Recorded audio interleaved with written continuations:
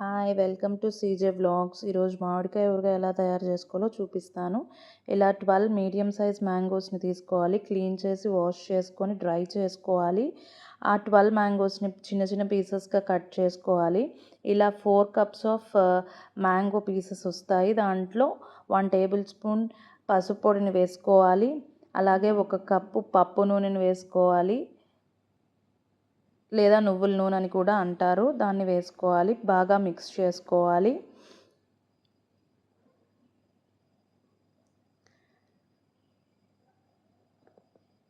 Mix చేసుకున్నాక 1 cup కారపొడిని తీసుకోవాలి. ఆ కారపొడిని కూడా ఆ మామిడికాయ ముక్కల్లో వేసుకోవాలి. ఇంకొక 1 కప్ ఆవపిండిని కూడా తీసుకోవాలి. ఆవపిండిని కూడా ఆ మామిడికాయ మిక్స్చర్లో వేసుకోవాలి. 2 టేబుల్ స్పూన్ల మెంతులు కూడా వేసుకోవాలి. ఇప్పుడు 1 టేబుల్ స్పూన్ ఇంగువ పొడిని కూడా వేసుకోవాలి.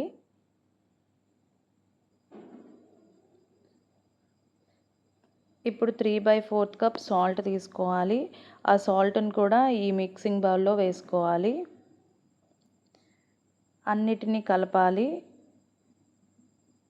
ఉప్పు కారం అన్నీ బాగా కలిసేలాగా కలిపి ఇప్పుడు 2 కప్స్ పప్పు నూనెని వేయాలి.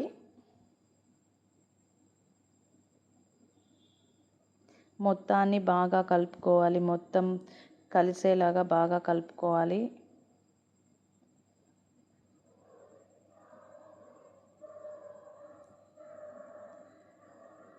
అట్లా బాగా కలుపుకొని పక్కన ఉంచుకోవాలి.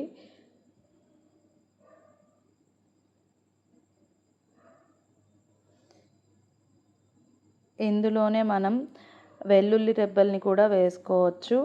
అంతే, స్పైసీ అండ్ టేస్టీ మామిడికాయ ఊరగాయ అయితే రెడీ అయిపోయింది.